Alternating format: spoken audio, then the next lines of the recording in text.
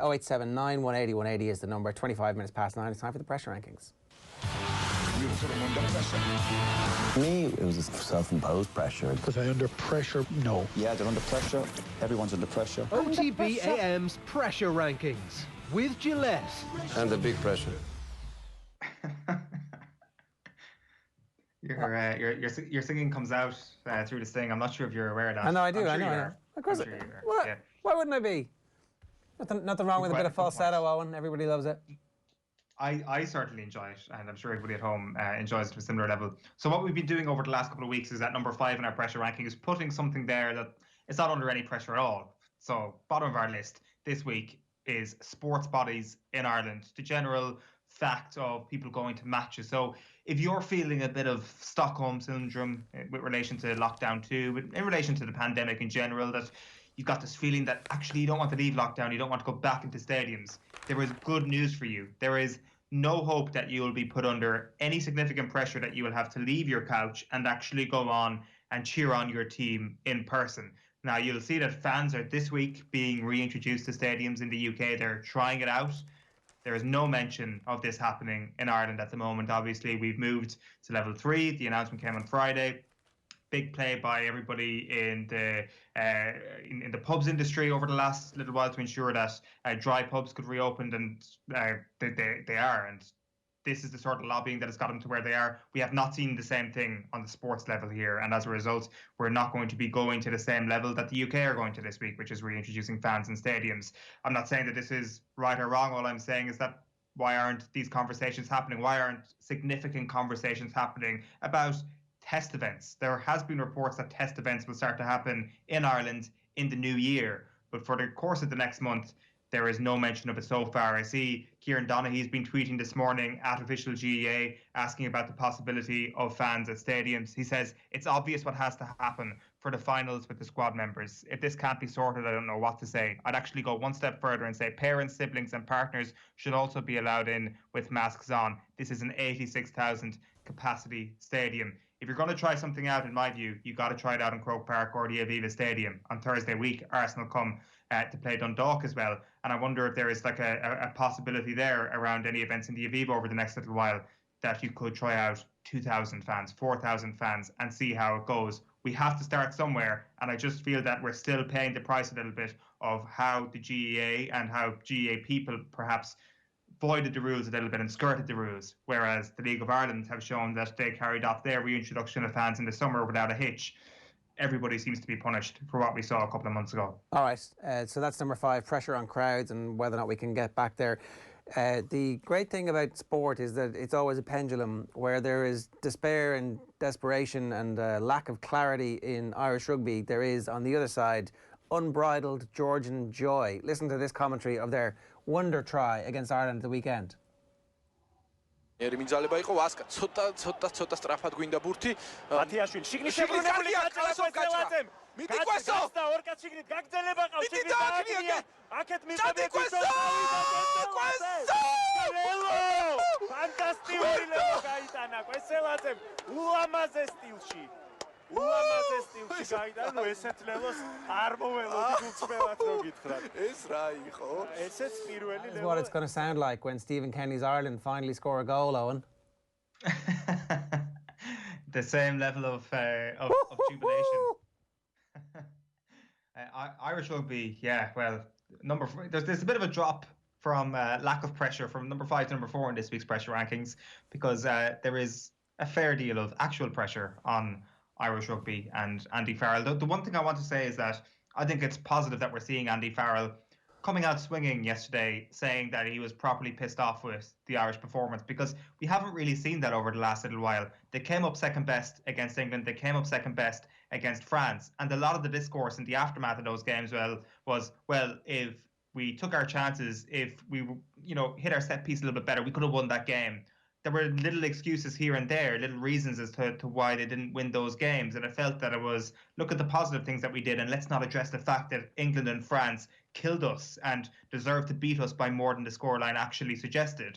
And I just wonder if at the end of the day, if that's how you're reviewing your defeats, you're never going to be able to hammer a team like Georgia because you're not hard on yourself. You're not ruthless on yourself. You're not going to be ruthless on a team like Georgia, and you end up with a performance like yesterday. But as I've said, it is, in my opinion, positive that Andy Farrell is at last coming out and saying this isn't good enough. This needs to change, and we'll be having probably a few honest conversations over the next little while to try and arrest it. So Irish rugby, eternally under pressure, but more so at the moment. Realistically, were we expecting a major upturn in performance and game plan? Asks Lenny. This coaching ticket was a continuation of the Joe era, which was stale for his last 12 months. Bear in mind, Farrell was announced when Ireland were in decent form before it went stale, so it was never a plan of upheaval. Quintain says, this team is in serious trouble. If I had told any Irish fan there would be a game between Ireland and Georgia and Ireland would only score 3 points in the second half, they would have laughed in my face.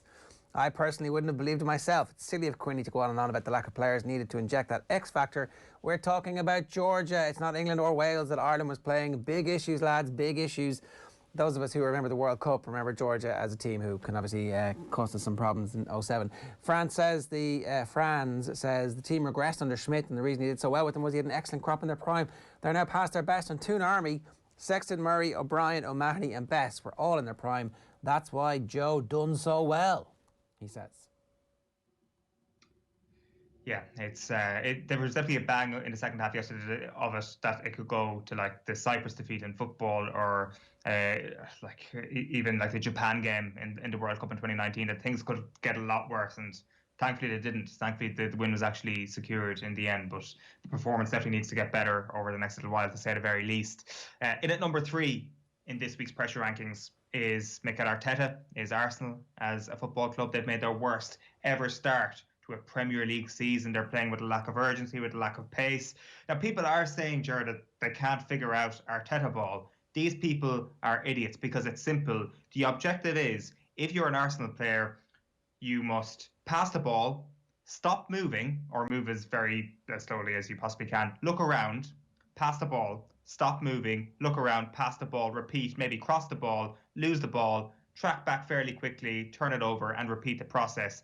They complete all their passes. They allow the opposition to complete all their passes. This is what Arteta ball currently looks like in its current guise. The average players have become bad players. The good players have become average players. And their one really top-class talent is like Michael Jordan in Space Jam, where the Monstars have come and robbed him of all his talent. Pierre-Emerick Aubameyang, it looks like he's got more years left in his contract, and he's made touches in the box this season in the Premier League, a shadow of his former self. I think it was just reaching its lowest point last night in the first half when David Luiz takes a 30-yard free with his head in a bandage, and you can see blood beneath the bandage. Like a man with a bleeding head was taking free kicks for Arsenal yesterday in the first half. You're looking at Arsene Wenger trending on Twitter this morning. You're looking at Unai Emery in the top 4 in the Liga with Villarreal. Just things have all started to come together to paint a fairly grim picture at Arsenal. And I will ask one question here. Is Mikel Arteta even as handsome as we thought he was? He's starting to look a little less handsome than he was. I know that might be a little step too far, but things are starting to get very real at Arsenal. Okay. Number 2, let's have a look at the scenes outside Celtic Park yesterday. Social distancing well masked, I presume? Yeah. David Tanner TV on Twitter posted this video yesterday.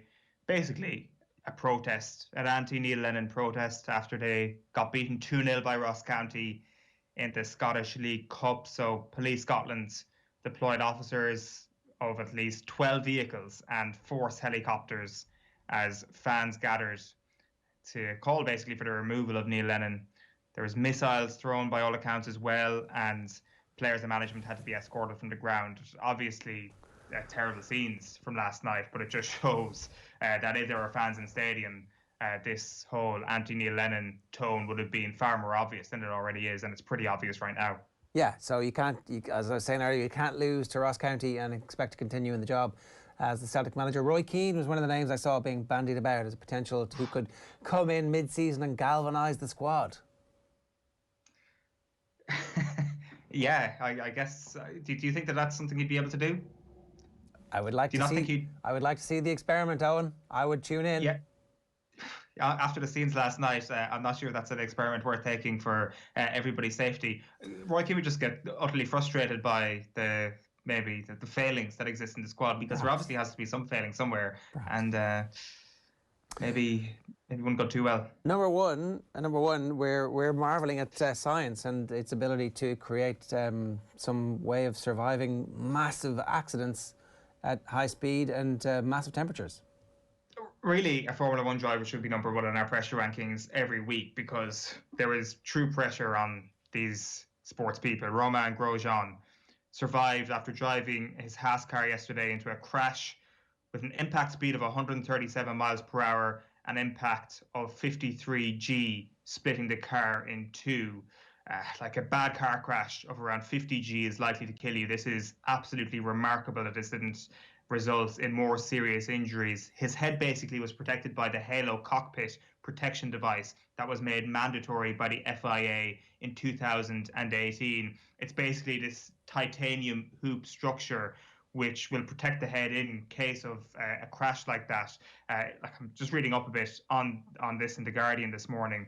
They said that initially there was some skepticism around this, that drivers would have difficulty quickly getting themselves out of the car in the event of a fire, but they can remove themselves within 10 seconds with this halo, and the violence of the impact and the height of the car entering the barriers without this would have left Grosjean's head completely exposed to the steel barriers, which, as you can see in the photographs there, were completely shattered by the impact of the crash. So this titanium device, this halo, was unbelievably important. He only suffered only second-degree burns, and here he is speaking in hospital last night on his Instagram feed.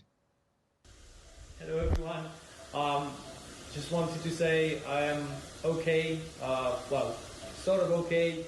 Thank you very much for all the messages. I mean, I wasn't for the halo some years ago, but I think it's the greatest thing that we've brought to Formula One, and without it I wouldn't be able to speak to you today. So thanks to all the medical staff at the circuit, at the hospital, and hopefully I can write you quite soon some messages and tell you where it's going. It is amazing. It is absolutely amazing that he survived that and is like a couple of hours later waggling his fingers from the hospital. So yeah, that is this week's pressure rankings.